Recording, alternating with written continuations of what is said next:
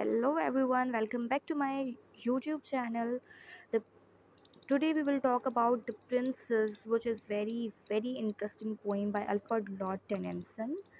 ये उन्होंने 1847 में पब्लिश करवाई थी. It is a mock heroic poem. Mock heroic means it is not a serious poem, it is a satire by Alfred Lord Tennyson. Now let's talk about the introduction of the poem. Alfred Lord Tennyson, a renowned English poet.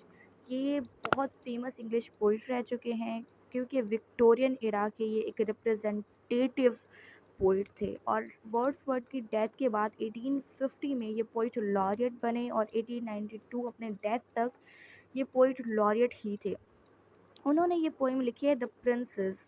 The ये जो है ना story, ये एक princess के about है जिसका name ईडा था. उन्हें जो मेंस से मेल से उन्हें नफ़रत थी. वो क्यों थी? अपनी दोस्तों की वजह से. वो अपनी दोस्तों की सोहबत में रही जो कि हमेशा, क्योंकि जो वो विडो थी, वो हमेशा अपने हस्बैंड की बुराइयां करती रहती थी और बोलती रहती थी कि जो मेल्स होते हैं वो डोमिनेंट होते हैं, वो औरतों को फ्रीडम नहीं देते बाहर जाने का, उन्हें पढ़ाते लिखाते नहीं हैं, उन्हें घर में कैद करके रखते हैं और जो है अपने घरों का काम करवाते हैं, एक नौकरानी बना के रखते हैं.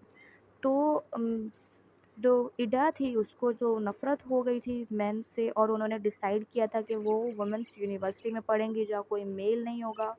उन्होंने वुमेंस यूनिवर्सिटी भी बनाई थी दूसरी औरतों के लिए ताकि वो भी पढ़ लिख सकें और ये शो करवाया था कि जो वुमेंस हैं वो भी मेल्स से पीछे नहीं हैं, वो भी उनके इक्वल हैं, उनको भी इक्वल राइट्स मिलने चाहिए. तो इस जो पोइम में हम थीम्स देखेंगे वो लव देखेंगे, जेंडर रोल्स देखेंगे और वुमेन का स्टेटस देखेंगे सोसाइटी में. टेनेंसन्स ने जो अपने वर्क में ना अपना ज़्यादातर deep emotions, complex emotions, deep feelings के बारे में वो अपने वर्क लिखते थे और ये ज़्यादातर सोसाइटल इश्यूज़ के बारे में वर्क लिखते थे. और जो द प्रिंसेस है ना, जो पोइट्री में सोशल कमेंट्री में ज़्यादा इंटरेस्ट रखते हैं, उनके लिए the princess is best poem. Now let's move to the main characters. Main characters हमने देख लिए हैं. प्रिंसेस इडा जो कि प्रोटागोनिस्ट हैं, हीरोइन है इस पोएम की और founts a women university. Now let's talk about the Prince. जब प्रिंसेस इडा छोटी थी, उनकी एक नेबर वाले कंट्री में जो प्रिंस थे उनसे जो है इंगेजमेंट हो चुकी थी, उनसे रिश्ता हो गया था. लेकिन अब जो है वो प्रिंसेस डोमेन से नफ़रत करती है. तो प्रिंस जो है ना, उसका मैं आपको बता देती हूँ थोड़ा इंट्रोडक्शन कि प्रिंस जो है वो नैरेटर हैं और seek to marry Ida. Ida से शादी करना चाहते हैं, उनका तो एम है उससे शादी करना. और लेडी साइकी, इडाज फ्रेंड, इडास की जो फ्रेंड है लेडी साइकी, जिसकी मैंने आपके बारे में बताया, जिसके बारे में कि वो विडो हैं. इनको जो है ना बाद में जब आगे हम समरी पढ़ेंगे तो बाद में पता चलेगा कि इनको जो है वो प्रिंस से जो है थोड़ी हमदर्दी हो गई थी. फ्लोरियन जो है वो प्रिंस प्रिंस फ्रेंड, प्रिंस के फ्रेंड है फ्लोरियन. नाउ प्लॉट समरी देख लेते हैं. अच्छा, हमने जैसे पढ़ा कि प्रिंसेस को मेल से नफ़रत होती है और वो जो है जब प्रिंस आते हैं, जब ज़ाहिर सी बात है बड़े हो जाते हैं ये लोग, पढ़ लिख लेते हैं, कुछ बन जाते हैं. फिर जो प्रिंस है ना वो प्रिंसेस के फादर के पास आते हैं जिनका नेम होता है किंग गामा. उनके पास आते हैं अपनी शादी को लेकर, भाई हम मुझे शादी करनी है. तो वो उसको बताते हैं कि भाई इडा जो है उसको मेंस से नफ़रत हो गई है क्योंकि वो अपनी दोस्तों के ऐसे, उसको ऐसी सोहबत मिली है, वो ऐसी हो गई है और वो अभी शादी करना नहीं चाहती, उसे मेंस से नफ़रत है. फिर जो है वो प्रिंस जो हो उसको हर्ट होता है और शॉक भी लगता है कि ये क्या सीन हो गया. तो फिर जो है ना वो डिसाइड करता है अपने दोस्त से मिलकर, जो फ्लोरियन मैंने आपको बताया, सिरिल एक और दोस्त था इनका, उनसे मिलकर ये डिसाइड करता है कि वो जो है भेस बदल कर जो जहाँ पे प्रिंसेस इडा होती हैं वुमेंस यूनिवर्सिटी में, वहाँ पे एडमिशन लेगा एज अ स्टूडेंट और अपना भेस बदल कर जाएगा, लड़की बनकर जाएंगे. तो वो चला जाता है लड़की बनकर. फिर जो है वहाँ पे थोड़ी बहुत बातें होती हैं प्रिंसेस से और थोड़ी अटैचमेंट हो जाती है. ज़ाहिर है उसको क्या पता, वो तो ये समझेगी कि लड़की है. तो वो बातें वगैरह करते हैं, तो वो प्रिंस जो है ना उसको बातों-बातों में याद दिलाता है कि उसकी जो है वो एक प्रिंस से एंगेजमेंट हो गई है और वो उसको बहुत लव करता है। ऐसे-वैसे फिर आगे चल के जो थोड़ी मतलब जब बातें होती है तो प्रिंसेस उसको बोलती है कि मुझे गाना गाकर सुनाओ। तो ज़ाहिर है एक मेल जो है वो गाना गाएगा तो वो कैसा लगेगा? तो वो उसपे मतलब हँसने लगती है। तो जो उसका दोस्त होता है फ्लोरियन, उसको गुस्सा आ जाता है कि भाई ये तो तुम्हारा मज़ाक उड़ा रही है, ऐसे कर रही है, वैसे कर रही है। लेकिन जो प्रिंसेस है उसको पता चल जाता है कि भाई ज़ाहिर है अगर कोई मेल फीमेल की आवाज़ में गाना कैसे गा सकता है? तो वो पहचान लेती है कि भाई ये प्रिंस है। फिर उन दोनों की जो है थोड़ी बहस होती है, तो उसी बहस में जो प्रिंसेस हैं वो अनबैलेंस होके ऊपर से गिर जाती हैं रिवर में। तो उसी टाइम जो प्रिंस है वो भी छलांग लगाता है रिवर में उसको बचाने के लिए। तो वो उसको बचा लेता है और फिर बाद में भी बहुत सारे कॉन्फ्लिक्ट्स जो प्रिंसेस की जर्नी मैं आपको बता रही हूँ, तो इसमें बहुत सारे जो है कॉन्फ्लिक्ट्स आते हैं।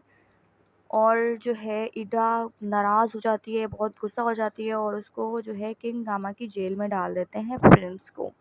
वहाँ से जो है प्रिंस का जो फादर है वो भी किंग है, तो वो किंग गामा को पैगाम पहुँचाता है कि मेरे बेटे को कुछ भी नुकसान नहीं होना चाहिए, वरना वो आर्मी लेकर आएगा वहाँ पर और वो जंग करेगा। फिर जो प्रिंस है उसको मतलब सही से रखा जाता है और उसको रिलीज़ कर दिया जाता है। लेकिन प्रिंसेस इडा उसको कहती है कि तुम्हें लड़ाई करनी पड़ेगी। तो वो उस लड़ाई में उसका भाई होता है और भी बहुत सारे लोग होते हैं। तो प्रिंस को लड़ाई करनी पड़ती है, ज़ाहिर है वो जो है लड़ाई के बीच में वो बहुत ज़्यादा घायल हो जाता है और कोमा में चला जाता है। सब लोगों को लगता है कि किंग की डेथ हो ये प्रिंस की डेथ हो गई। फिर जो प्रिंस के फादर हैं वो भी आ जाते हैं, तो वो बहुत रोते हैं। पहले तो जो प्रिंस इडा है वो बहुत खुश होती है कि भई मैंने अपनी एनिमीज़ को, जो मेरे दुश्मन थे, मैंने उनको मात दे दी। लेकिन बाद में जब किंग जो है वो रोते हैं अपने बेटे के लिए और वो फ़ील करती है कि प्रिंस ने उसे बचाया था। जब वो रिवर में गिर गई थी उसकी लाइफ़ जो है वो बचाई थी, सेव की थी और अब इसने खुद अपने भाई के हाथों उसको मरवा दिया। तो उसको उसके दिल में जो है वो एहसास पैदा होने लगता है और वो जो है फ़ील करना स्टार्ट होती है। तो वो देखती है थोड़ा-सा जो है वो उसका हाथ प्रिंस का हाथ हिलता है। फिर वो बोलती है कि प्रिंस ज़िंदा है, प्रिंस ज़िंदा है। फिर उसको हॉस्पिटल में ज़ाहिर-सी बात है लेके जाते हैं। फिर काफ़ी टाइम के बाद उसकी जाके वो ठीक होते हैं प्रिंस। लेकिन उसके बीच में जब वो हॉस्पिटलाइज़्ड होते हैं और अपनी ज़िंदगी और मौत के बीच में लड़ रहे होते हैं, तो वो मतलब जो है बिल्कुल ख़ामोश हो जाती है प्रिंस और प्रिंसेस सॉरी, वो बहुत ख़ामोश हो जाती है और जो है उसको मतलब एक रिग्रेट होता है ना कि यार ये मैंने क्या कर दिया, ना किसी से बात करना, ना कुछ सही से खाना, ना पीना, बस अकेले जो है वो चुपचाप रहना।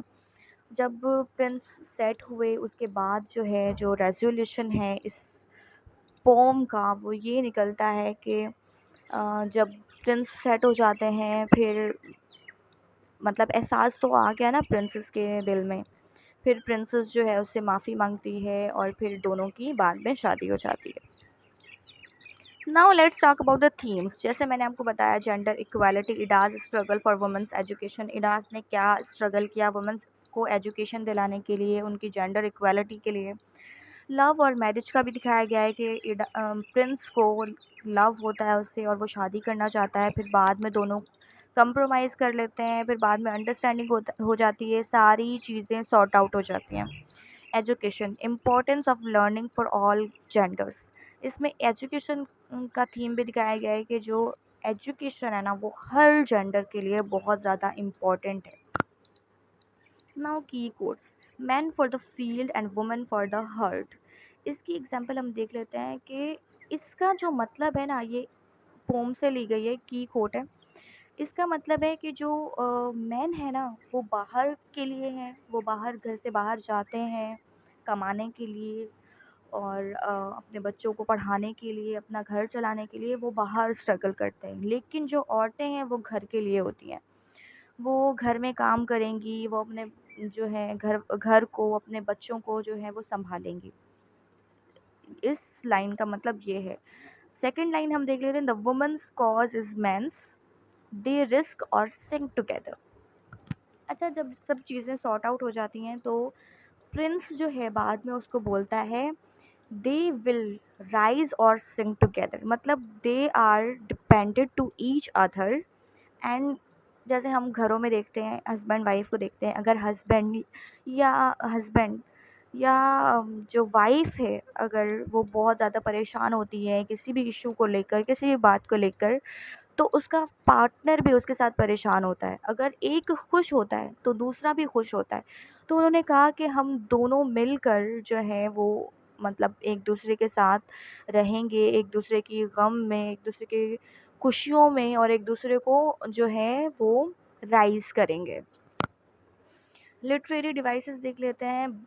जो टेनिसन है, उन्होंने ब्लैंक वर्स का यूज़ किया है। ब्लैंक वर्स मीन्स इसमें राइम नहीं होता, लेकिन जो रिदम है वो होता है, और ये आयम्बिक पेंटामीटर कहलाई जाती है। इमेजरी उन्होंने वाइविड डिस्क्रिप्शन दी है नेचर एंड इमोशंस के अबाउट। जैसे जैसे पोम मतलब बढ़ती है तो हमारे दिमाग में क्या इमेजेस आने लग जाते हैं, एक क्लियर इमेजेस आते हैं कि भाई ऐसे हुआ था, ऐसे हुआ था। ये वाइविड डिस्क्रिप्शन है। सिंबलिज्म, उन्होंने यूनिवर्सिटी को सिंबलाइज किया है प्रोग्रेस से, कि मतलब जो सिंबलिज्म है वो किसी चीज़ का हम करते हैं बड़ी चीज़ों को रिप्रेजेंट करने के लिए। जैसे फ्लैग है, फ्लैग किस चीज़ का सिंबल है? वो पूरे कंट्री का सिंबल है। फ्लैग है छोटी सी चीज़, लेकिन वो पूरे कंट्री को रिप्रेजेंट कर रही है। ऐसे ही यूनिवर्सिटी छोटी सी चीज़ है, लेकिन वो वुमेन्स के जो है वो एजुकेशन को, उनकी प्रोग्रेस को शो करती है। Now conclusion, the princess advocates for gender equality and the power of education. जैसे मैंने आपको बताया और हमने पढ़ा अभी, कि जो प्रिंसेस हैं वो जेंडर इक्वालिटी को आगे लेके चलती हैं, वुमेंस को जो है वो पढ़ाती हैं, वुमेंस एजुकेशन को जो है वो शो करती हैं, और वुमेंस यूनिवर्सिटी भी बनाती हैं। Tennyson's work remains relevant in discussions of gender roles today। Tennyson भी जो है वो अपनी प्रिंसेस को पाने के लिए बहुत सारे स्ट्रगल करते हैं, जैसे कि जेंडर का रोल होता है हमारी सोसाइटी में। Thank you so much for listening to me, and please like and subscribe to my channel. This is positive feedback for you.